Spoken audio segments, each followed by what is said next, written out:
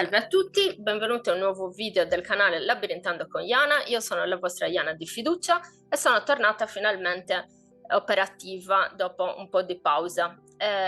Torniamo in posizione di dialogo per tornare a parlare di Sardegna. Non si parla moltissimo di Sardegna, quando si parla non se ne parla proprio in modo molto adeguato, quindi cerco di portarvi contenuti e persone e personaggi e esperti che possano dare il loro punto di vista per ampliare un po' le nostre conoscenze.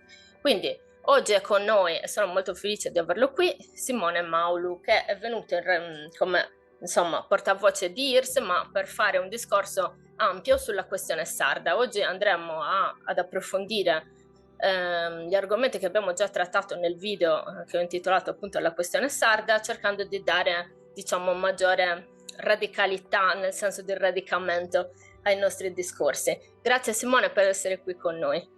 Grazie a voi e grazie a te e un saluto a tutti quelli che ci stanno ascoltando. Grazie Simone, è un vero piacere, anche noi ci siamo rincorsi un pochino prima di riuscire a registrare oggi, però sono molto contenta perché avevo bisogno insomma anche di confrontarmi per parlare di questi argomenti. Sono argomenti che non è molto facile trattare perché secondo me risentono molto del punto di vista interno agli abitanti dell'isola, quindi non è molto facile, quindi ti ringrazio davvero per essere qui con noi. Io faccio la solita domanda di rito, ti chiedo se per favore puoi presentarti tu, raccontarci insomma qual è il tuo retroterra, qual è il tuo percorso. Io ho 36 anni, sono il portavoce di IRS, poi diciamo che sono indipendentista, possiamo dire da sempre. Il mio percorso politico inizia da quando ero proprio ragazzino, quindi quando sono entrato in IRS avevo 17 anni, quindi diciamo che ho vissuto tutta la IRS praticamente quasi dalla nascita, e poi faccio l'operatore culturale, quindi organizzo eventi, faccio questo più o meno nella mia vita, e poi ovviamente la politica, che è una droga, una passione, un piacere.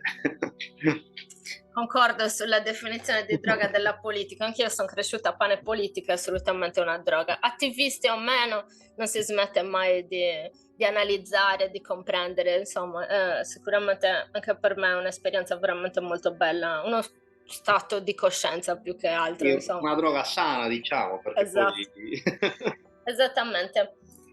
Senti Simone, allora definiamo prima di tutto cos'è IRS, perché dubito che la maggior parte delle persone che ci seguono lo sappiano, visto che moltissimi dei miei utenti sono comunque continentali.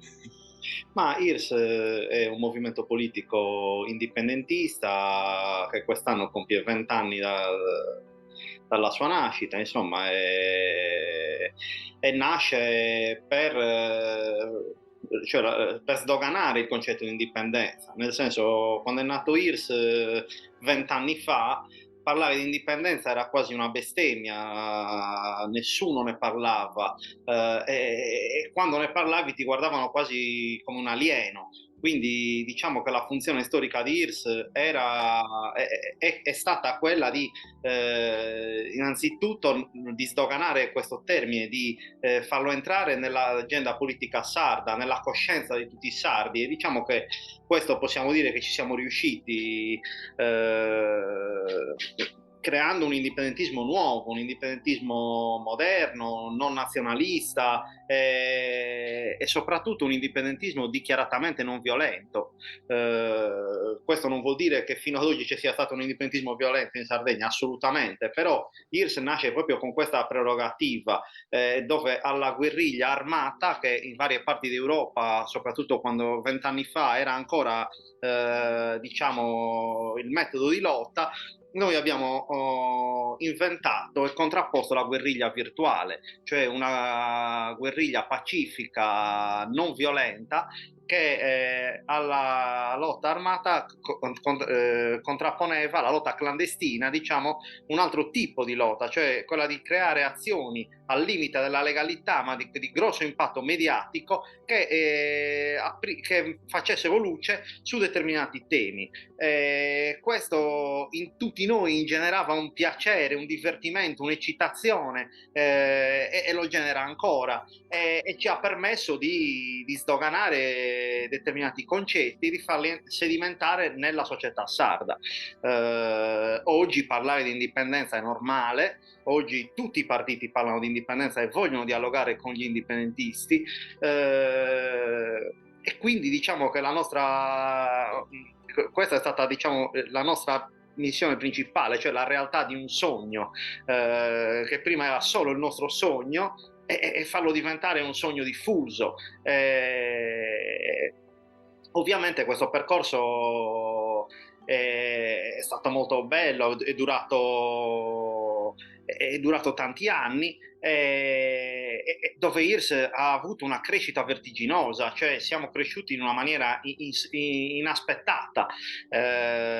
Quando ovviamente abbiamo incominciato a diventare forti, a eleggere consiglieri provinciali, a eleggere consiglieri comunali, a diventare da simpatici pericolosi, tra virgolette, ovviamente c'è stata un'incursione interna al movimento che ha creato la scissione di IRS che tutti conosciamo, ma non è stata una scissione politica, è stata un altro tipo di scissione che ha avuto lo scopo di provare a rallentare il movimento, la crescita, ma sicuramente ci ha rallentato, ma non ci ha ucciso, tanto è vero che siamo qua e oggi siamo vivi, e stiamo intraprendendo anche nuovi percorsi. Allora, a proposito di questo, io ci tengo a dire la mia, in quanto facente parte esattamente, che io avevo 18 anni quando è nato IRS e ho subito simpatizzato. Ricordo di aver avuto sempre dentro di me tutta una serie di spinte identitarie molto forti che non riuscivo a comprendere bene come incanalare dal punto di vista politico. Io vengo da un retroterra politico decisamente diverso, tutta la mia famiglia erano assolutamente attivisti del Partito Comunista Italiano, con tanto di consiglieri regionali, insomma, eravamo una famiglia molto... Infatti ricordo sempre che quando, insomma, mio nonno mi ha cresciuto a pane Gramsci e tutto l'ambaradan filosofico ideologico tipico della sinistra, quando sono arrivata lì con la bandiera, con l'albero del radicato, era piuttosto perplesso, però così è stato. Io ho abbracciato questo tipo di ideologia sicuramente e ho lavorato per il radicamento ideologico, per insomma comprendere e possedere tutte queste sfumature di significato. Ricordo che all'epoca, quando parlavi di lingua sarda, le persone ti guardavano malissimo. Adesso senti anche ragazzini che dicono: ma il sardo è una lingua. E questo a me fa molto piacere, perché quando io avevo 18-20 anni non era affatto così. Il sardo era un dialetto per Sì, tutti. sì. Invece adesso è un altro tipo di visione del mondo. Poi Nazione oggi sarda, dire nazione sarda all'epoca era qualcosa, cioè ti guardavano tutti malissimo, sei strano, sei diverso. Adesso invece nazione sarda è molto, molto facile sentirlo all'interno dei discorsi quando si parla di Sardegna. Quindi anche secondo me hai ragione. Abbiamo fatto un buon lavoro in questo senso, assolutamente sì. Poi E oggi riguardo... Gramsci è più attuale che mai, nel senso che un po', diciamo che la sinistra italiana lo ha sempre un po' nascosto e tenuto nel cassetto, no? Ma se poi andiamo a guardare la sinistra internazionale, fa sempre riferimento a Gramsci, che è stato uno dei più grandi intellettuali, e oggi penso che ci troviamo nel pieno di una crisi gramsciana. Sì, Quando sì, Gramsci sì. diceva siamo in una crisi storica, no? Dove il vecchio non vuole morire e il nuovo stenta a nascere, no? E oggi, cioè, se guardiamo il dibattito politico attuale che c'è in Sardegna, cioè ancora dopo 60 anni si discute di autonomia, ma l'autonomia è morta, ma l'autonomia bisogna renderla speciale, dobbiamo aumentare i poteri, l'autonomia differenziata, l'autonomia non differenziata, l'autonomia speciale, no? Questo diciamo che è un sintomo della crisi di identità che stiamo vivendo, nel senso che cioè dopo 60 anni, Pietrino Soddu, che era il padre dell'autonomia, è già da un po' di tempo che sta dichiarando la morte dell'autonomia, cioè il padre dichiara la morte di suo figlio, cioè l'autonomia è morta, la dobbiamo superare, no? E questo è il vecchio che stenta, che non vuole morire, no? E è morto, è agonizzante, e noi siamo lì che non sappiamo cosa fare. Cioè, se pensiamo che Leonora d'Arborea dopo 20 anni voleva cambiare la carta dei Logu, per dire sono passati 20 anni, la società si è evoluta, la carta dei Logu non corrisponde più totalmente alle esigenze della società, dobbiamo aggiornarla. Qua sono passati 60 anni in tempi moderni e non si riesce quasi a partorire l'aggiornamento di questo benedetto statuto. Ma perché non si riesce a partorire? Perché non sappiamo neanche cosa scriverci in questo statuto. Cioè, la classe politica oggi è in questa crisi, come in questa crisi la società. Cioè, perché questa crisi? Perché fondamentalmente la crisi è una crisi concettuale, una crisi di senso, oltre che essere una crisi istituzionale, è proprio una crisi intima. Cioè, perché? Perché sono cambiati i tempi, sono cambiate le parole, sono cambiati i linguaggi, e probabilmente sono cambiate anche le forme di colonialismo, nel senso che si sono evolute, si sono raffinate. Cioè, prima i colonialisti chi erano? Erano quelli che si accaparravano territori d'oltremare, territori ricchi di materie prime e di manodopera, no? E questo avveniva prevalentemente con metodi militari.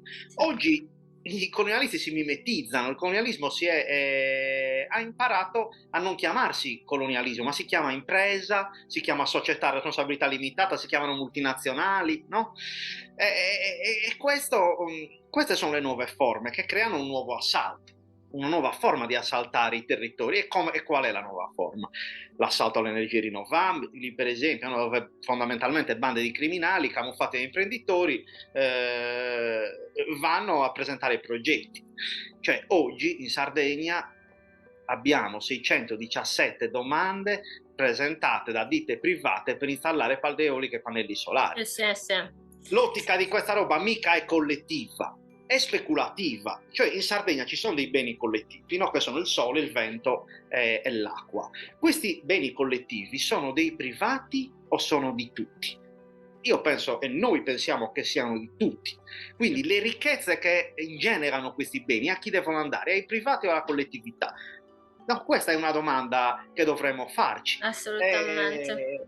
Simo, prima di entrare troppo nel merito di questi argomenti, facciamo un piccolo passo indietro e definiamo un po' meglio dal punto di vista ideologico, diciamo, quelle che sono insomma, i punti focali. Per esempio, che cosa intendiamo noi per indipendentismo? Perlomeno, cosa intendi tu? Io l'ho già spiegato cosa intendo io. Cosa intendiamo? È l'indipendentismo, cioè partendo poi dal concetto di nazione, no? La nazione cosa è? La nazione è un gruppo di persone che hanno una lingua, una storia, una cultura, dei confini ben delimitati, e questo identifica una nazione, no? Un popolo cosciente di questo. Sì, Il popolo sardo è cosciente di questo? No, ma perché non è cosciente? Mica, cioè, c'è un sentimento diffuso, sì. no? Ma non c'è, che questo non si traduce spesso in atti, cioè non si traduce in politica. Ma perché questo? Perché fondamentalmente la nostra storia non la studiamo a scuola. Sì. Non studiandola a scuola, noi non siamo coscienti di questo. Quindi qual è il ruolo dell'indipendentismo? Il ruolo dell'indipendentismo è creare e diffondere questa coscienza. Ovviamente la nostra battaglia più importante e cruciale è quella di inserire a scuola la lingua, la storia della Sardegna, perché se noi non conosciamo questo abbiamo perso in partenza, nel senso che stiamo creando una generazione che non conosce.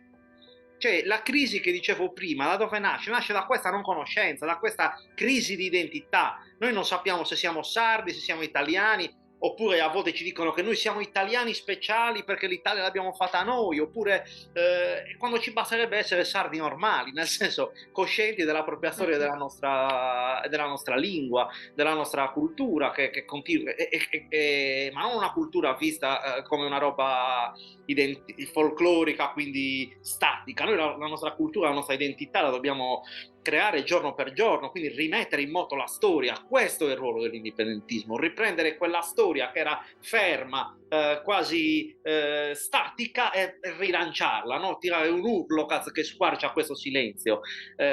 Questo qua è, penso, il Sì. nostro senso. Assolutamente sono d'accordo con te. E invece per autonomia cosa intendiamo? All'autonomia, per quanto ci riguarda, cioè, è l'accettazione della catena. Cioè, nel senso, cioè, è una gabbia, no? Che tu con l'autonomia puoi andare puoi fare 2 metri, con l'autonomia speciale ne puoi fare 3. Quindi ti abbiamo messo un anello in più, ma sempre poi a Roma devi rendere conto. L'articolo 50 dello Statuto di Autonomia dice: se il Presidente della Regione compie atti che possono ledere l'interesse nazionale italiano, viene rimosso.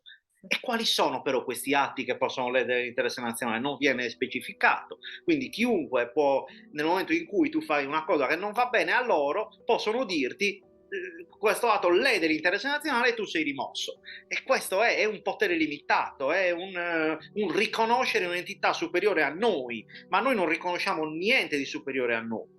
Cioè, questo non vuol dire che noi odiamo l'Italia, odiamo gli italiani. L'Italia è bellissima, gli italiani sono brave persone, no? Ma noi vorremmo avere una collaborazione da Stato, da nazione libera a nazione libera.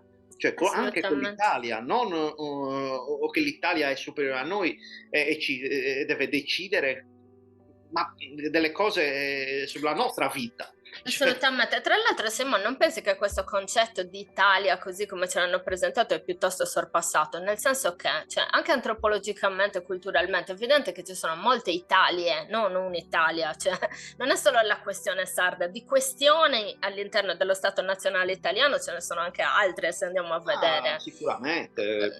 Cioè, Quindi voglio dire, anche non è che sono i sardi che sono strani perché sono molto spostati rispetto alla penisola, ci sono anche altri contesti, è proprio la questione, cioè l'Italia come Stato nazionale che ha insomma un retroterra culturale piuttosto controverso, quindi certo. questo tipo di ragionamento insomma non è più funzionale come poteva essere quando è nata la Repubblica Italiana, adesso francamente non è molto funzionale come discorso, quindi io No, ma pensa sono... poi anche la modifica del linguaggio, del senso, nel senso, io leggo ancora articoli di giornale o sento persone che dicono, parlando della Sardegna, nel resto della penisola, cioè che è una roba folle, cioè noi siamo un'isola e tu mi dici nel resto della penisola, come che siamo attaccati, cioè anche a livello figurativo del linguaggio, è una roba che non ha senso, nel momento in cui ti fermi a pensare che non ci pensi, perché l'hai sempre sentito, l'hai sempre detto, ma cioè, bisogna anche iniziare a rimettere in discussione, a ragionare sulle parole che usiamo, perché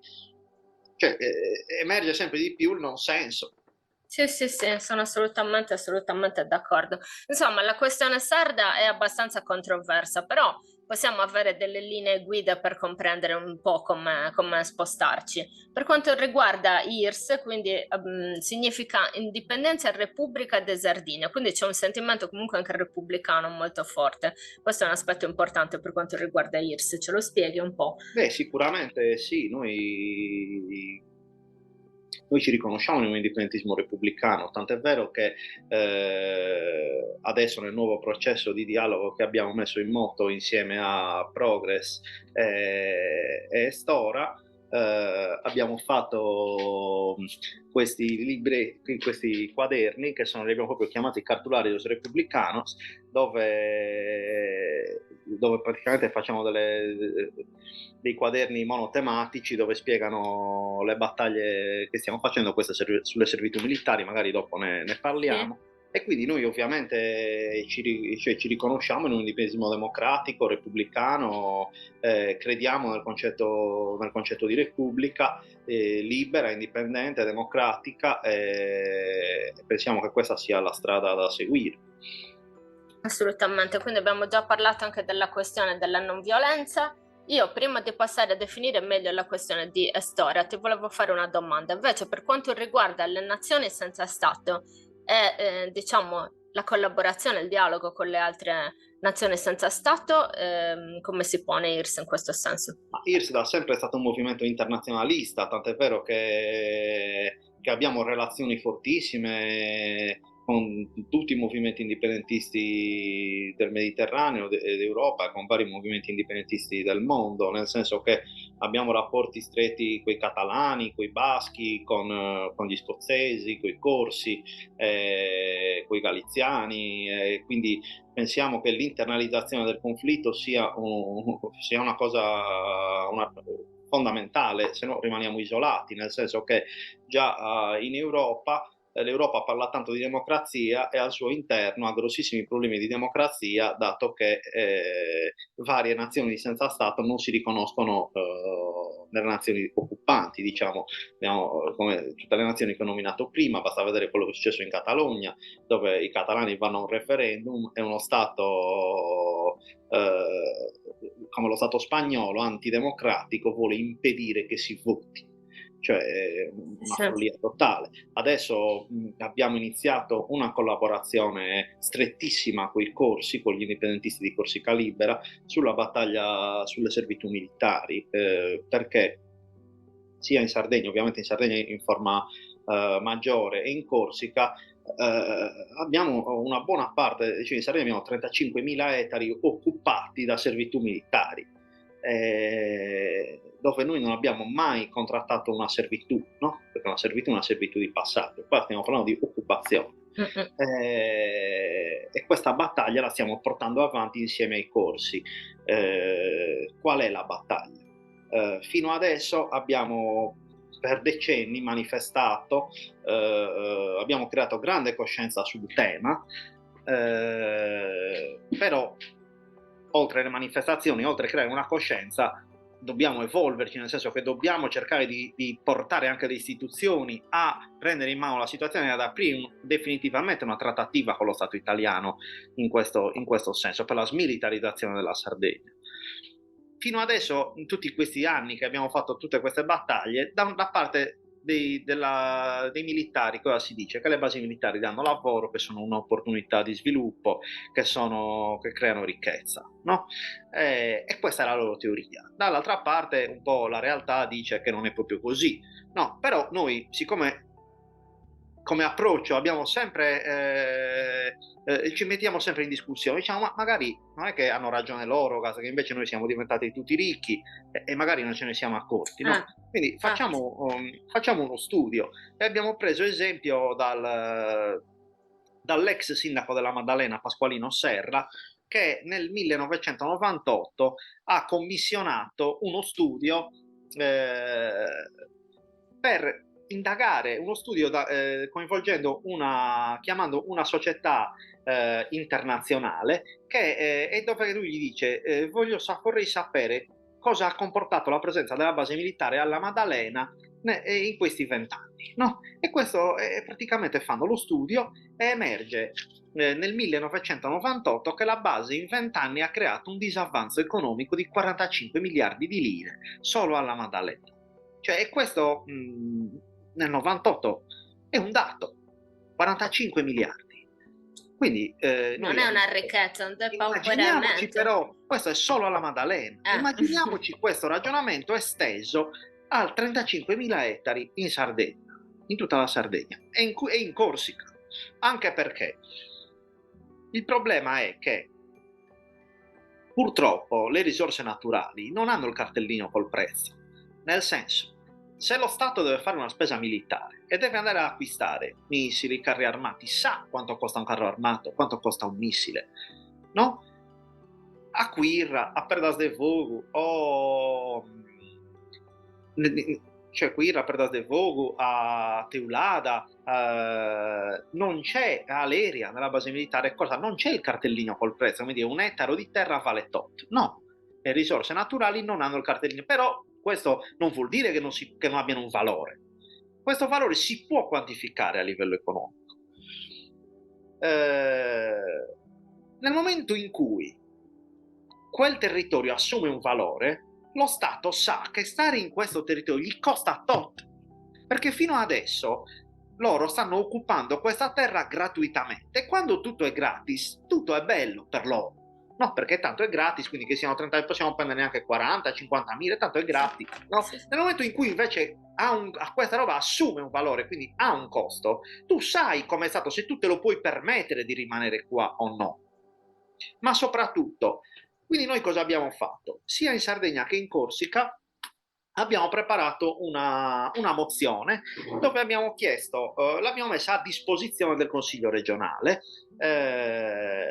In Corsica l'ha presentata la consigliera Giacometti di Corsica Libera ed è stata votata all'unanimità, a maggioranza. In Sardegna il primo firmatario è il consigliere Gianfranco Ganau. Perché abbiamo pensato a Ganau come primo firmatario? Perché lui è stato, quando era presidente del Consiglio, il fondatore della Consulta Sardo-Corsa, che riuniva per la prima volta le due istituzioni a livello più istituzionale per iniziare una collaborazione. Quindi Ganau era una figura neutrale e anche una figura simbolica in questo senso. Quindi cosa dice la mozione che abbiamo preparato?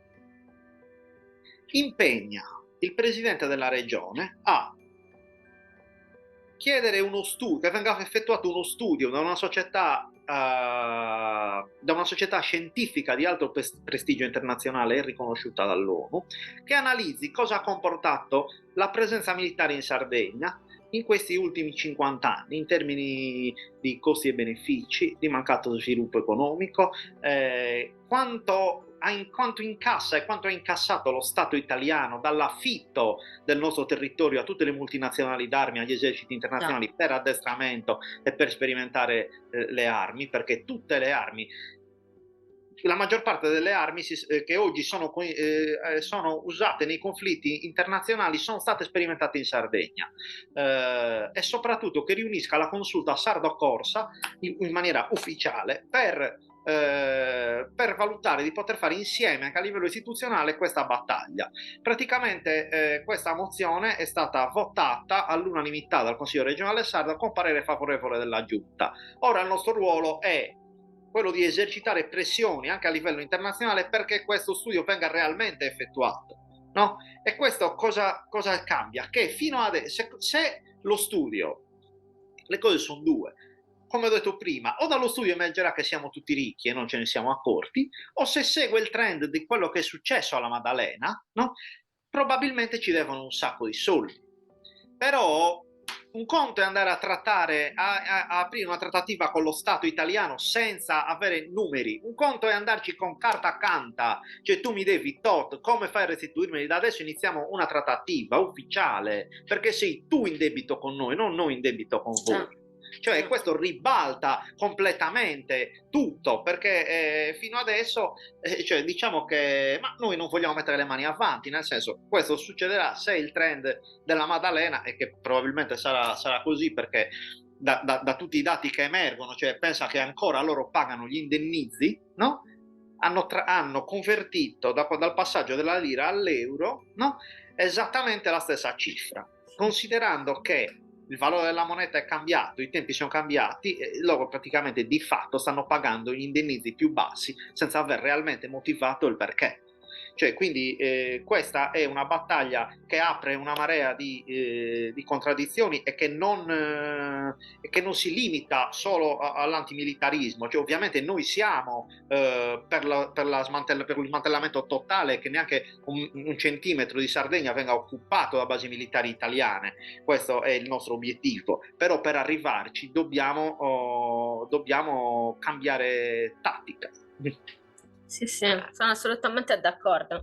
Poi è anche una questione proprio veramente anche profondamente culturale, paesaggistica, ma paesaggistica in termini proprio veramente molto ampi, nel senso che tutti abbiamo visto i test sopra i nuraghi, eccetera, cioè tutto quello Sì, che ma noi quello... stiamo cercando di valorizzare, di tutelare, insomma, viene così, neanche considerato, anzi diventa un bersaglio in questo senso. Io lo trovo molto, cioè, anche diciamo proprio in linea brutale, generale, veramente di scarso rispetto, no? In questo senso.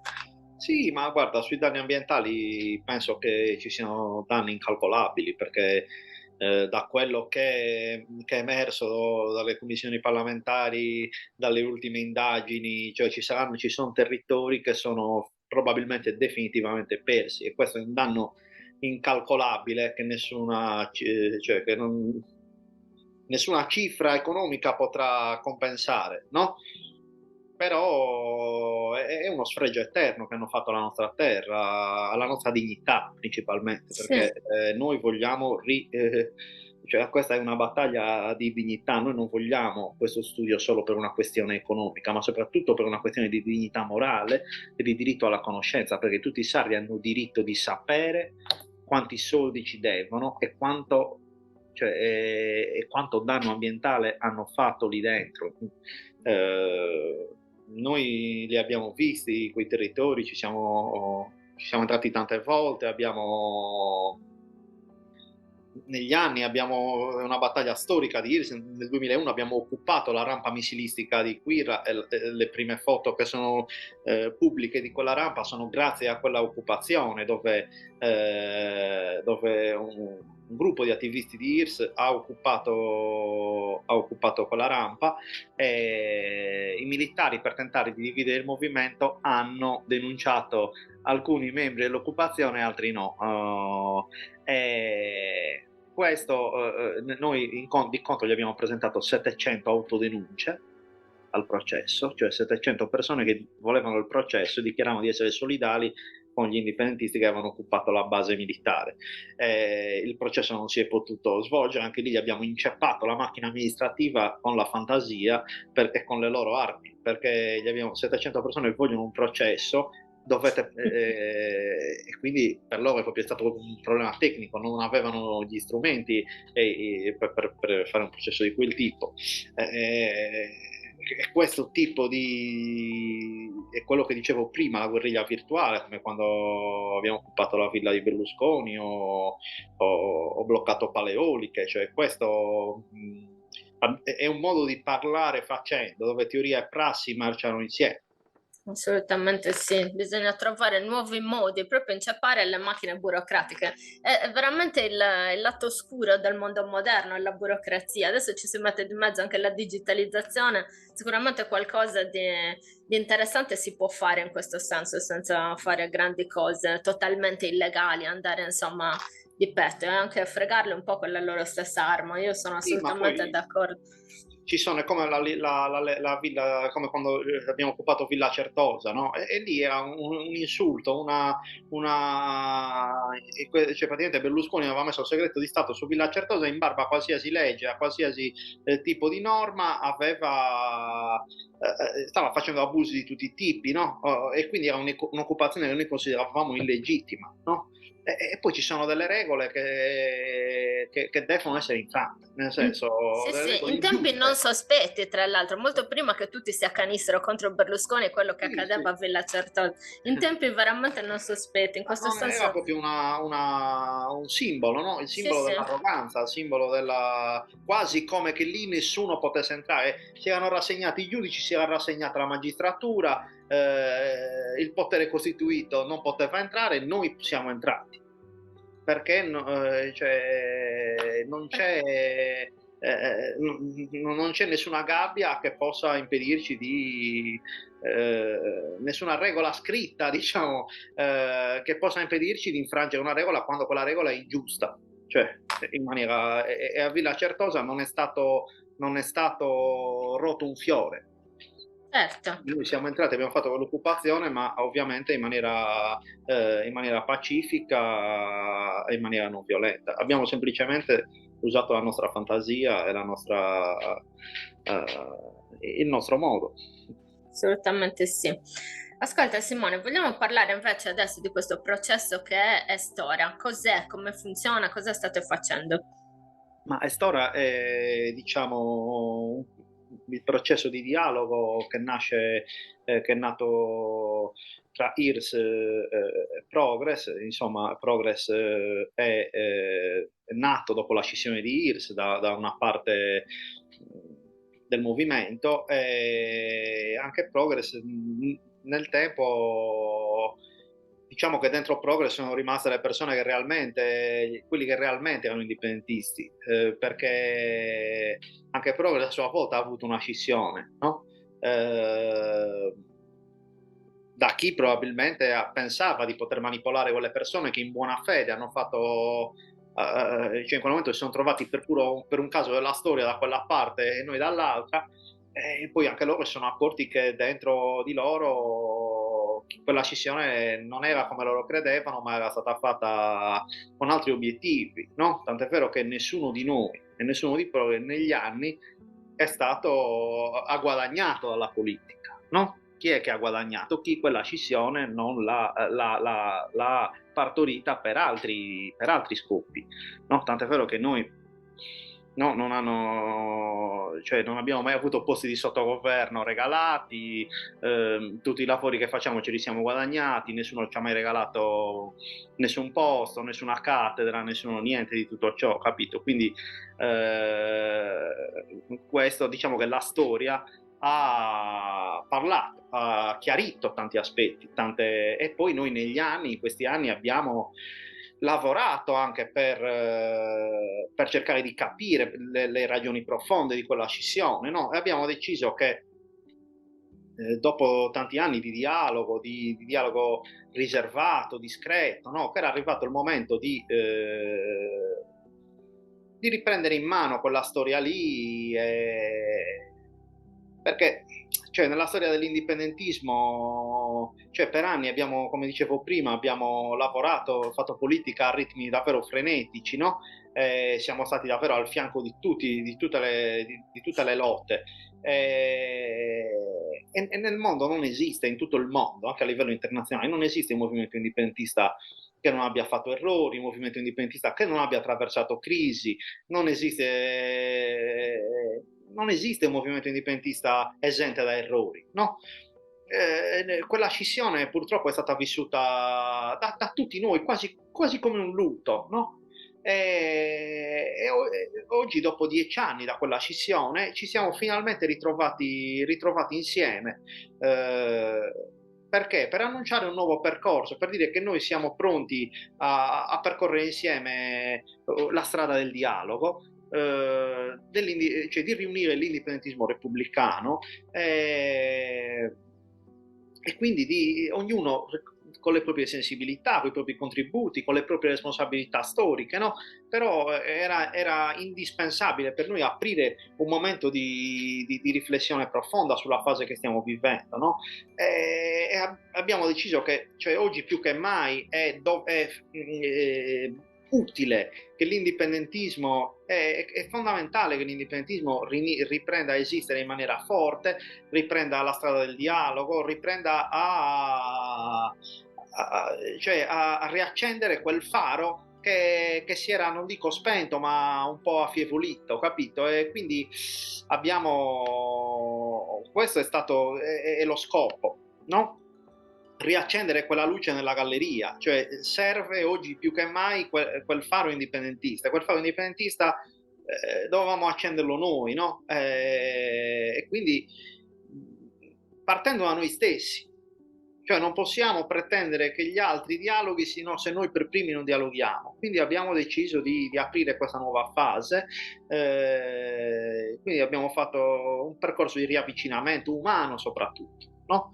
E quindi adesso la fase che stiamo attraversando è questa, quella di riattivare i contatti, di riattivare tanti indipendentisti che dopo la scissione di IRS per tante varie ragioni non hanno più fatto politica, un po' per delusione, un po' perché proprio l'hanno vissuta come un lutto, cioè perché i tempi sono cambiati, però non gli è più venuta voglia di riattivarsi. Adesso quello che vogliamo fare noi è quello di piano piano riattivare tutte queste persone che in Sardegna esistono, che se noi guardiamo la cartina non c'è paese dove IRS è passato e abbia un contatto, abbia IRS Progress e abbia persone, sostenitori, ex attivisti, e Torra invece nasce proprio per questo, è un coordinamento di indipendentisti che hanno fatto parte di IRS e di Progress e che oggi vogliono, cioè, nascono con l'obiettivo di riprendere a far dialogare, di riprendere questo dialogo, di riprendere il dialogo tra IRS e Progress, e la sua funzione storica è questa, non è un nuovo movimento. E quindi questo è quello che stiamo facendo. Abbiamo creato un blog che si chiama elis.blog. Questo blog,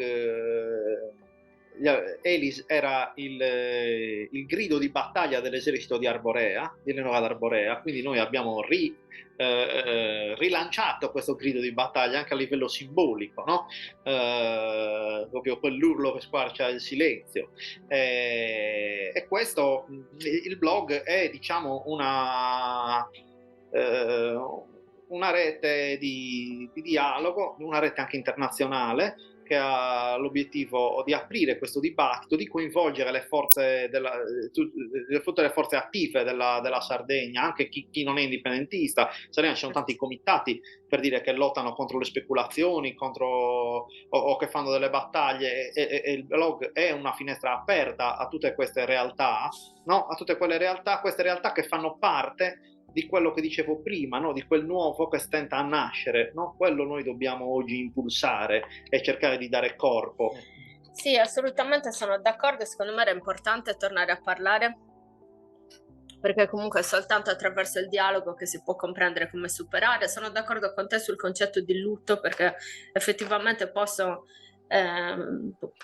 dichiarare tranquillamente che l'abbiamo vissuto in tanti come un lutto, però non lo so, da un lato l'avevo vissuto anche come qualcosa di funzionale, perché alla fine queste cose un po' traumatizzanti servono anche per, insomma, avere maggiore coscienza effettivamente. Ascolta, invece, per quanto riguarda il tipo di divulgazione, IRS, o comunque, quindi di conseguenza che Progress e Torre, diciamo, è storia come contenitore in linea generale, assolutamente ha una grande storia dal punto di vista divulgativo. Senza dubbio, negli anni della nascita siamo stati veramente tutti molto innovativi nella comunicazione, nella grafica, l'utilizzo di internet, insomma, siamo stati veramente dei precursori in questo senso. Attualmente invece come ci si sta muovendo col digitale? Attualmente diciamo che il blog è la nostra, diciamo, il mezzo di discussione, quindi ovviamente a livello di comunicazione IRS è sempre stato molto moderno. Se pensi che quando è nata Teleindipendenza ancora non esisteva YouTube, Radio Indipendenza, oppure e quindi noi vogliamo anche riprendere questi canali storici che abbiamo sempre usato, dei quali siamo stati anche i precursori, e quindi ci stiamo muovendo in questo senso, ovviamente. Poi abbiamo creato il blog, un giornale, questo è il numero 0 di Elis, che è praticamente un numero cartaceo, ed è quasi come un giornale, il concetto di carta, capito? Di carta stampata, perché ormai col digitale non si stampa più, non c'è niente di tangibile, è tutto effimero, no? Invece Elis paradossalmente vuole ritornare tra le mani delle persone, in modo che sia un mezzo non solo digitale, ma che sia reale, tangibile, e che ti puoi leggere quando sei nella poltrona, quando sei dappertutto, no? Questo è sicuramente, non è un tornare indietro, anzi è affiancare al digitale una roba reale, concreta, un po' come siamo noi, no? Tangibili, dobbiamo essere Io sono d'accordo su questa cosa, online, perché no? inizialmente l'online e il digitale sicuramente dava una grossa mano in più, perché ovviamente il mainstream era totalmente cartaceo. In questo momento il mainstream è praticamente tutto digitale, quindi forse tornare ad altri metodi, diciamo, di capillarizzazione della comunicazione, secondo me è molto efficace. Poi c'è anche un altro aspetto, che secondo me la comunicazione virtuale sta diventando sempre più effimera, cioè non c'è veramente è molto veloce, istantanea, non rimane qualcosa di profondo, di radicato. Quindi secondo me assolutamente anche la scelta del cartaceo da accompagnare è qualcosa di Sì. molto, molto No, efficace. anche perché è un modo concreto anche di sostenere, no? Poi io che sono un appassionato di fotografia, lo vedo anche dalla fotografia, cioè ormai è difficile trovare, quasi fa strano vedere una foto stampata che la tocchi. Prima le foto Sì, sì, erano stampabili, le foto era quasi un'attesa, no? Andare a ritirare dal fotografo le foto del rullino, no? E però le vedevi. E assolutamente, è quelle una cosa. ce le hai per sempre, no? Oggi anche sulle foto vediamo solo file, tutto Mm. digitale, che per carità la rivoluzione digitale è importantissima, ci mette in contatto con tutto il mondo, però dobbiamo accompagnare anche il cartaceo, perché il Assolutamente, anche cartaceo, qualcosa di tangibile, io sono assolutamente se si brucia d'accordo l'hard su disk, questo. questo ce l'abbiamo Sono conservato. d'accordo, sono d'accordo. Ma infatti anch'io faccio così, non so, per esempio per i miei libri, per i miei studi, i libri li prendo prima di tutto in digitale, se poi veramente ne vale la pena mi prendo anche il libro cartaceo, perché anche non è che posso avere la casa piena di libri, quindi faccio questa cosa, però il cartaceo è tutta un'altra esperienza, cioè proprio dal punto di vista dell'esperienza è assolutamente tutta un'altra cosa. Sì, io ho visto, il lavoro è sempre molto bello, mi piace molto il vostro blog, la comunicazione sicuramente è sempre quella che per me è familiare, Beh, a lì cui è io, sempre sì, la maestria anche di Francesco Pala, che oltre ad essere un maestro assolutamente. è un grande comunicatore, un grande grafico. Assolutamente sì, a cui io devo tutto perché nel mio percorso lavorativo, cioè, da quelle basi sono partita, quindi assolutamente sì. Io volevo in conclusione parlare un po' appunto delle questioni di colonialismo, neocolonialismo, insomma un po' di questi argomenti. Tu all'inizio hai anticipato proprio di come siano cambiati i metodi, cioè anche il concetto di colonialismo ovviamente non è più un colonialismo come lo conosciamo storiografico legato alle questioni imperiali o legato allo Stato nazionale. Ormai questo concetto è per certi versi superato, è superato e non ci siamo decolonizzati comunque perché diciamo da un punto di vista culturale come sardi continuiamo ad avere all'interno delle nostre dinamiche culturali, di pensiero, di comunicazione eccetera tutta una serie di questioni che si vede che sono tipiche della colonizzazione. Però attualmente il concetto di colonialismo è ancora nuovo, viene definito appunto neocolonialismo, quindi abbiamo di mezzo appunto le multinazionali, insomma tutte queste sovrastrutture oltre lo Stato nazionale che effettivamente fanno il bello e il cattivo tempo del pianeta, noi dovremmo prendere atto prima o poi, anziché continuare a parlare di destra e sinistra, di tutte queste ruole, cioè proprio come diciamo occidentali, adesso in questo momento sto dicendo, dovremmo prenderne atto di questa cosa. Per quanto riguarda invece la Sardegna, nel nostro caso specifico, questo tipo di ragionamento come si inserisce all'interno della Sardegna?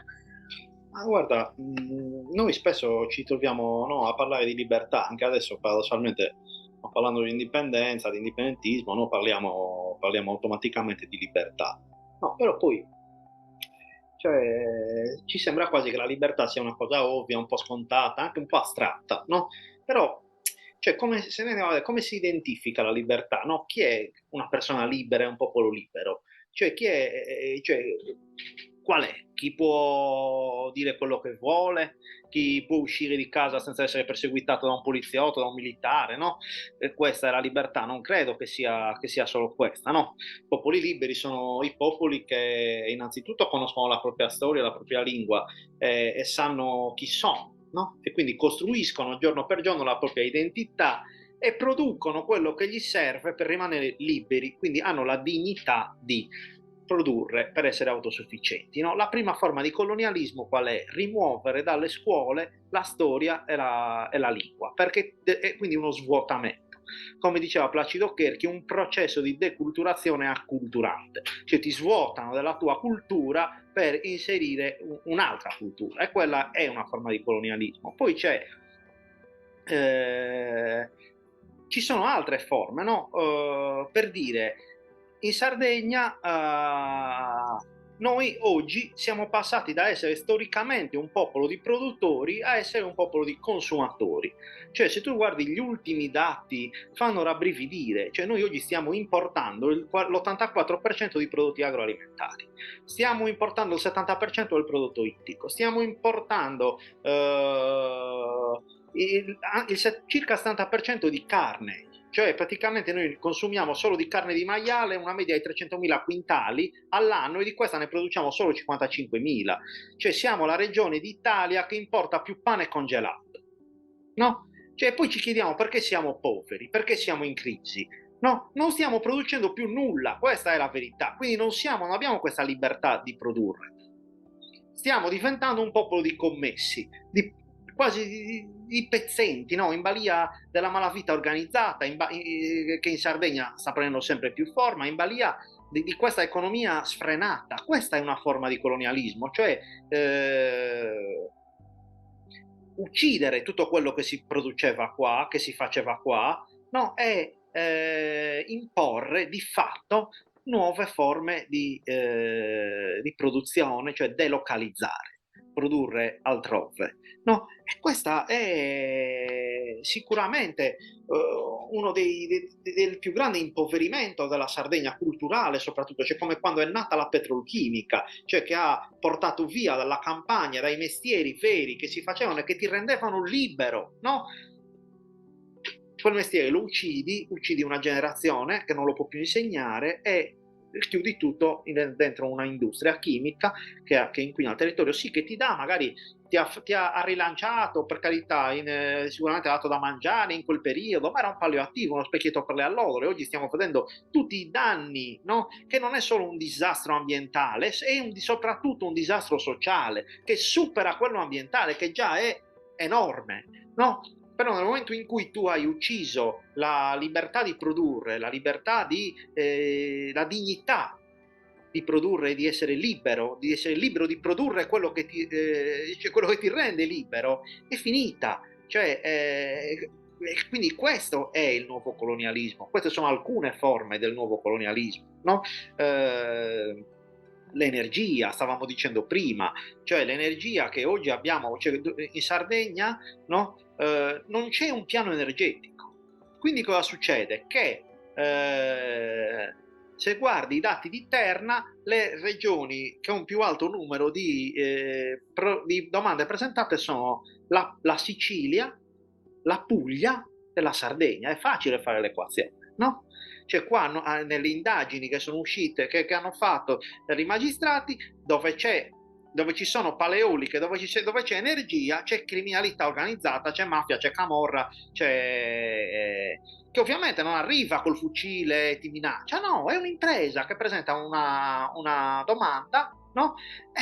Però questo quando avviene? Quando non c'è legge. Cioè oggi non esiste in Sardegna un piano energetico che regolamenti la produzione di energia, con una filosofia politica che dica in Sardegna cioè, le ricchezze dei beni collettivi devono andare alla collettività. Quindi noi, per dare l'energia gratis a Sassari, a Banari, a Porto Torres, quante pale eoliche dobbiamo mettere? Basta una, bastano due, gestite dalla comunità. Se i privati vogliono entrare a far parte dell'investimento, devono entrare in quota minoritaria, perché noi vogliamo soci, non padroni. No? Quindi questa deve essere, secondo noi, la filosofia dell'energia. Noi non siamo contro le energie alternative, siamo contro la speculazione delle energie alternative.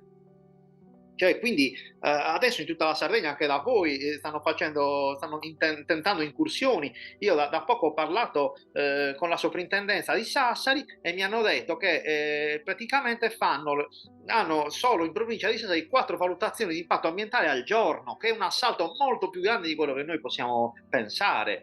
Cioè, e questo chi beneficia di questo? I privati, ma quindi la Sardegna deve essere una piattaforma energetica, come dicono loro, quindi piattaforma a forma piatta, che non ha un posto dove non esiste nessuno, dove non c'è un popolo, dove non c'è niente, che deve diventare il motore energetico di chi? Cioè noi stiamo già quasi soddisfando con l'energia installata il nostro fabbisogno. L'Uruguay, che prima comprava energia, oggi sta producendo al 100% la sua energia dall'energia alternativa e vende l'energia agli altri stati. Cioè, questo dobbiamo fare noi, ma non riempire la Sardegna di paleoliche perché ci pagano, avere una filosofia. Cioè, io lo capisco che in un periodo di crisi arriva una multinazionale perché l'anello debole di questa catena sono sempre i privati. Perché i privati, che con la crisi che c'è in Campania, nella crisi è facile che la criminalità si inserisca, perché non hai soldi, arriva uno che ti dice io metto una pala eolica nel tuo terreno e ti do 30.000 euro all'anno. E 30.000 euro all'anno senza lavorare sono soldi, cioè fanno la differenza in un momento di crisi. Se poi vai a vedere è una vera miseria perché ti stanno dando lo 0,1%, capito? Di quello che produce la pala, perché una pala eolica da 2 megawatt e mezzo mediamente produce 1 milione di euro. Questo milione è diviso in 400.000 euro di produzione energetica effettiva e 600.000 euro di incentivi statali che lo Stato ti dà perché stai producendo energia alternativa. Quindi realmente ti stanno dando una miseria e ti stanno accollando anche lo smaltimento della pala, cioè che poi tu i tuoi soldi dovrai smaltire. Cosa succederà? Che nessuno avrà soldi per smaltire queste palle e quindi quelle palle rimarranno lì, no? a deturpare l'ambiente e ogni volta che tu passi e le vedi ti ricordi di quanto sei miserabile, che tu sei in crisi e quello lì è il simbolo nuovo della colonizzazione che ha arricchito i predoni in giacca e cravatta e tu sei rimasto con la pala nel tuo terreno che ti devi anche smaltire. Cioè, ben diverso è se fai un ragionamento collettivo, cioè la Sardegna ha bisogno di tot energia, per produrre questa energia servono tot pale eoliche, benissimo, allora individuiamo anche i punti dove mettere le pale eoliche, non è che dobbiamo mettere nei siti archeologici, dobbiamo andare a metterle dove deturpano l'ambiente. Per esempio a Quirra, come dicevamo prima, o nelle zone industriali ci sono siti altamente inquinati che non si risaneranno mai. Allora quelli lì possiamo utilizzarli per fare energia alternativa? Probabilmente sì, però ha un altro senso, un altro concetto. Assolutamente, poi tra l'altro non pale da 210 metri, stiamo parlando di pale di 210 metri, cioè sono piuttosto invasive da tutti i punti di vista.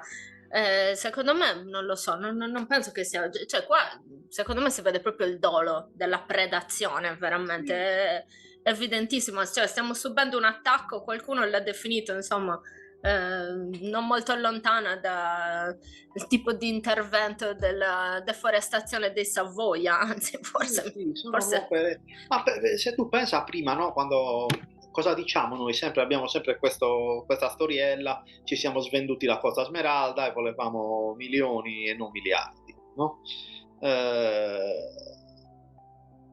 E lo raccontiamo quasi come dire, noi siamo tonti, noi siamo. Ma lì aveva, quella roba lì nella sua follia aveva un senso, perché prima cioè la Sardegna era una terra a vocazione agricola. E un agricoltore, un pastore, che ha un terreno pieno di pietre, anche se sulla costa, lui non sta pensando di fare una casa, un villaggio turistico, lui sta pensando che deve piantare o che deve allevarci il bestiame. E quel terreno per allevarci il bestiame no, non andava bene, quindi l'hanno svenduto a chi aveva altri interessi, altri obiettivi, no? Che ragionando ma prima mica c'era a livello culturale l'istruzione che c'è adesso, c'era un altro tipo di mentalità, in quella mentalità aveva anche un senso questo non senso, no? Ma che noi nel 2023, persone che hanno studiato, che hanno una certa coscienza, che hanno un'istruzione, non è che stiamo andando a venderci i terreni, cioè i terreni sul mare, ci stiamo vendendo anche quelli, no? Ma stiamo andando a venderci il vento, il sole, l'acqua, cioè anche i beni immateriali, e questo lo stiamo facendo noi, questa generazione. E che scuse avremo poi? Che eravamo, cioè che criticavamo i nostri avi e poi abbiamo fatto peggio? No? Galeano, un grande scrittore sudamericano, no? Diceva state attenti perché questi vogliono imprigionare il vento e vogliono castrare il sole. No, che sembra. E come fanno a castrare il sole? Imprigionare così, imprigionano il vento nelle pale eoliche, castrano il sole nella. Cioè, se è fatto con un'ottica collettiva ha un senso, perché un'ottica collettiva non presuppone se a Nurallao basta una pala eolica di metterne 40, Cioè, basta una, ne mettiamo una, e una se ti dà energia gratis, ti individui un punto, te la fai anche piacere, ma 40 che devono arricchire cioè dei privati, non ha senso. Assolutamente, assolutamente d'accordo. Vedo che però sempre di più si stanno muovendo comunque delle persone, se non altro a dialogare, a voler discutere. Mi sembra che ci sia piuttosto un malcontento per questo tipo di Sì, c'è una progettazione. grande coscienza di base, una grande coscienza popolare, finalmente Sì, si sta infatti. creando quel mormorio sotto sotto che è contrario a queste logiche qua, e quello fa parte di tutta quella visione, quest'area sociale deve iniziare a incontrarsi, a discutere, perché i problemi che ci sono al sud della Sardegna ci sono al nord della Sardegna. Tutto questo fa parte di un'ottica speculativa, di un'ottica colonialista, no?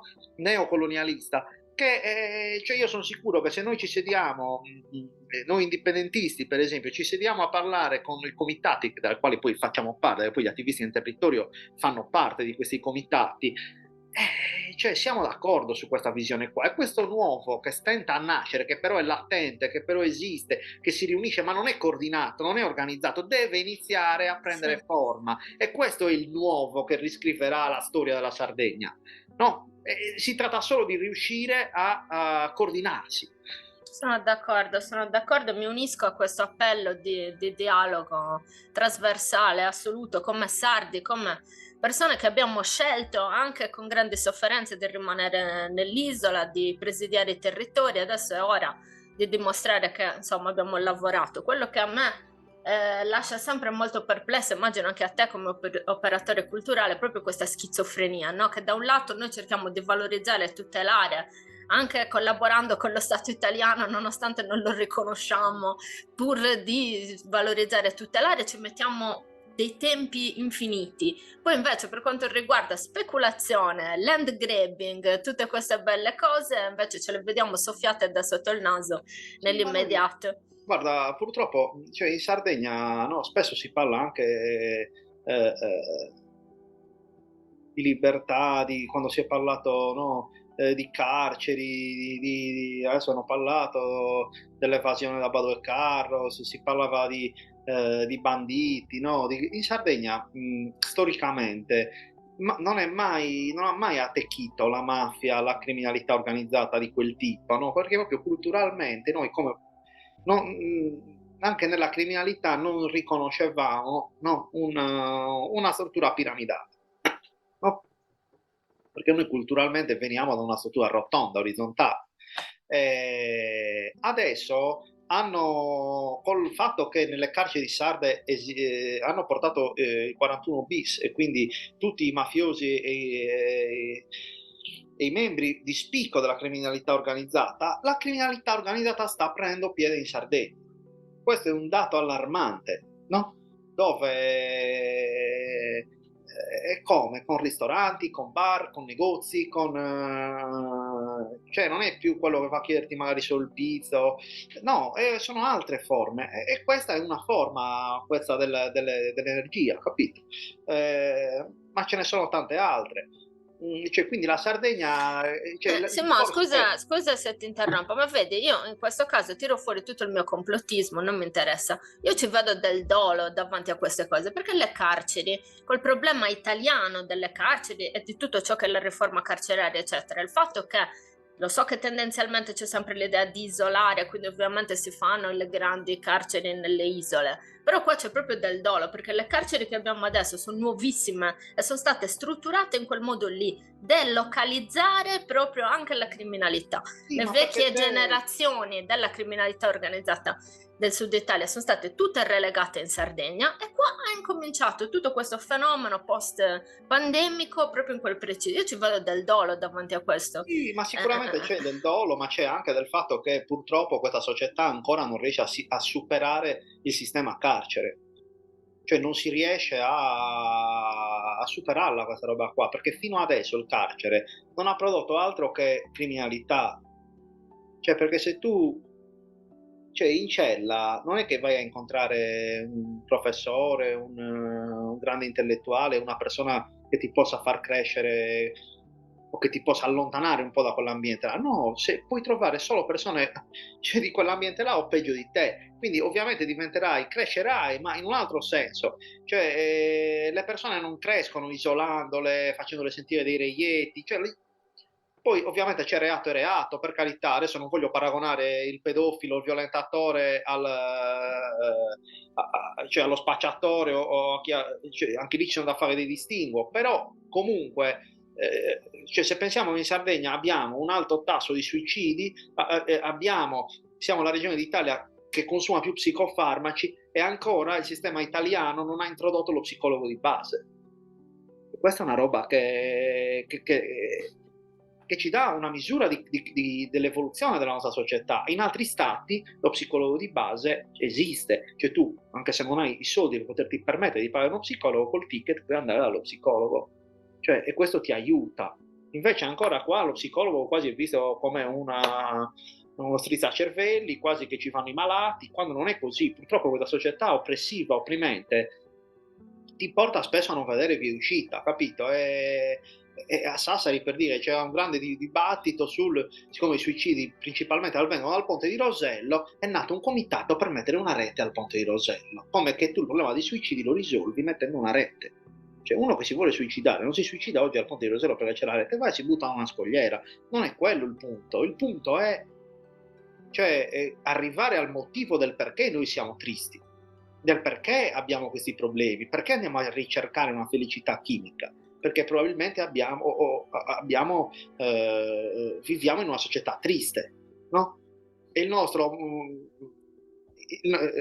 Gavino Sale diceva sempre l'obiettivo minimo di un indipendentista è quello di sconfiggere la morte, no?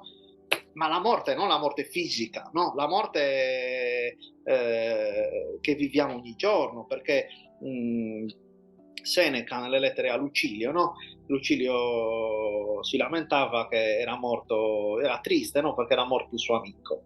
E lui gli dice: ma sei sicuro che sia morto oggi? Che tipo di vita ha fatto? No? Perché se il tuo amico è stato tutti i giorni magari chiuso in casa, che non ha fatto niente, che non ha goduto la sua vita, era già morto e non se n'era accorto. No, la morte fisica è stata semplicemente la fine di questa morte, questo ergastolo trasparente, no? Di questa agonia latente. E quindi questo purtroppo stiamo vivendo, no? Abbiamo sempre il concetto che la morte sia davanti a noi, come una cosa che deve arrivare. E poi quando arriva siamo scioccati, ci scioccano, no? Perché non ce lo aspettavamo. Invece se cominciamo a pensare che la morte è dietro di noi, cioè tutto quello che è passato è morto e non tornerà più in nessun modo, capito? Quindi dobbiamo cercare di vivere più intensamente possibile i nostri giorni, la nostra vita, il nostro agire, perché sennò sei un morto vivente e non te ne accorgi, no? È un po' come quell'autonomia, no? Che è morta, è lì, è in agonia, attaccata a una macchina e non abbiamo il coraggio di fargli la benedetta eutanasia. No, ecco, questo dobbiamo fare noi, avere il coraggio di staccare la spina da quella roba là e cercare di ricrearci una prospettiva nuova, una nuova visione, un nuovo modo di vivere da protagonisti che dia piacere alla nostra vita, che ci dia piacere di vivere, la voglia di alzarti la mattina perché devo battagliare, perché devo fare, non aver voglia di alzarti dal letto, ti attacchi a Netflix e stai tutto il giorno lì perché non hai voglia di fare niente. No, dobbiamo quasi non vedere l'ora di alzarci. Perché? Perché dobbiamo fare questo, abbiamo un obiettivo e lo dobbiamo portare avanti. No, questo è quello che è un modo per sconfiggere la morte, no? Produrre vita viva ogni giorno. No? Concetti, battaglie, iniziative, piacere per noi, non tanto per quelli che verranno, che sicuramente saranno, lo facciamo anche per loro, no, ma la vita è oggi. Cioè io oggi non posso permettere che mi calpestino 4 deficienti, capito, che stanno venendo qui a prenderci in giro, facendoci credere che le paleoliche sono uno sviluppo e non la loro forma di arricchimento. No, no, io non posso dichiarare alla storia che sono un imbecille di questo tipo, devo per forza reagire. Questo è come alle basi militari, cioè non ci potete far credere che ci avete arricchito per anni, no, cioè la realtà dice un'altra cosa. Quindi siccome noi non vogliamo passare per scemi, non vogliamo soccombere nella impotenza, no? vogliamo invece trovare forme per smantellare queste robe che sono veramente anche, cioè è quasi un insulto all'intelligenza umana, cioè, sono teorie talmente poco credibili ormai che magari andavano bene 20 anni fa, 30 anni fa, ma adesso, cioè basta, siamo vivi, capito? Questo è quello che dobbiamo fare, cercare e questo è uno dei nostri obiettivi, che è ambizioso, no? Però Sì, dobbiamo ricreare quel fermento, quella voglia di partecipare, no? Perché e soprattutto lo vediamo nelle piccole comunità, con lo spopolamento oggi, i piccoli paesi, non ci sono attività da fare. Cioè, se uno di Forni deve andare al cinema, deve andare a Nuoro paradossalmente, no? Quindi questo problema porta a uno spopolamento, al fatto che le persone se ne vanno dai paesi perché non ci sono più opportunità. È come quel master and back che faceva la regione, no? Facevano il master, andavano fuori a fare l'esperienza, perché? Per poi tornare qui e con tutte le cose che hanno imparato, che abbiamo imparato facendo il master and back, creiamo sviluppo e opportunità nella nostra terra. No, invece quella lì diventava master and go, perché tutti quelli che facevano il master poi qua non trovavano opportunità, quindi rimanevano fuori. Quindi noi abbiamo praticamente speso soldi facendo studiare, laureare le persone, gli abbiamo pagato il master e poi gli abbiamo dato queste competenze, questo sapere, questa conoscenza alla disposizione di un altro Stato che è stato in grado, a differenza nostra, di creare quelle opportunità. Cioè, su queste cose dobbiamo riflettere, capito? Tipo a Sassari noi abbiamo il problema delle case dello studente, abbiamo un centro storico che è morto, che è totalmente abbandonato, in balia anche lì della speculazione immobiliare, perché certo. tutti vanno a comprarsi, cioè noi finiremo comprati dai cinesi e dal Qatar, Sì. capito? Che oggi sono gli unici che hanno liquidità e che si compreranno i nostri negozi. Cioè ad Alghero ci sono problemi anche a Olbia di case, perché le persone vogliono solo affittare ai turisti a canoni improponibili e abbiamo problemi di gente che non ha casa. No? E quindi questa roba qua devi trovare un'alternativa. Tipo, immaginiamoci a Sassari le case dello studente, anziché andare a bruciare suolo, territorio e a fare case speculazioni con palazzoni fuori dal centro, facciamo una casa dello studente diffusa con tutte le case abbandonate che ci sono al centro storico di Sassari, ma parlo di Sassari perché è una realtà che conosco, ma è Certo, così anche in altri posti, esatto. no? Eh, si tratta con i privati, quelle palazzine o le sistemi o me le vendi, te le esproprio, cioè nel senso, però immaginiamoci cosa succederebbe se incominciamo a fare la casa dello studente diffusa e riempire il centro storico di studenti, si rivitalizza tutto, Sì. capito? Invece siamo così, senza una direzione di senso. La depressione, la morte avviene quando la tua vita non ha più senso. No? Non hai più senso di svegliarti, non hai più senso di vivere, non ha più senso niente, ti suicidi quando, oppure vivi come una Lo merda. zombie, No? certo. Invece adesso, cioè, no, il nostro obiettivo è dare di nuovo un senso alla nostra vita, al nostro modo di esistere, al nostro modo di fare, ai nostri rapporti umani, sociali, il nostro modo di stare insieme, il nostro modo di vivere, di approcciarci alla vita e alla politica, che è comunque una conseguenza della vita. Sono assolutamente d'accordo, è veramente importante, soprattutto dopo questi anni di pandemia che ci ha zombificato per forza di cose, diciamo in un modo o in un altro, quindi è necessario secondo me riappropriarci della nostra sovranità personale e di là tutto il resto, sono assolutamente d'accordo. Simone, siamo in conclusione, io ti ringrazio veramente profondamente, abbiamo fatto una grande carrellata su molti argomenti, però io spero che tu parteciperai di nuovo a un altro incontro per parlare di altri argomenti, magari più specifici o più generali. Vediamo, sicuramente rimaniamo in contatto in modo insomma da affrontare. Sei il mio referente dal punto di vista della divulgazione in questo senso, se hai piacere, quindi Mi grazie. farebbe molto piacere, quindi grazie a te Grazie, per è stato un bel rincontro, ritrovarsi l'opportunità. dopo tanti anni. Grazie di cuore. Ringrazio chi ci ha seguito. In buona OSB. Ciao Simone, a presto, ciao. Ciao, grazie.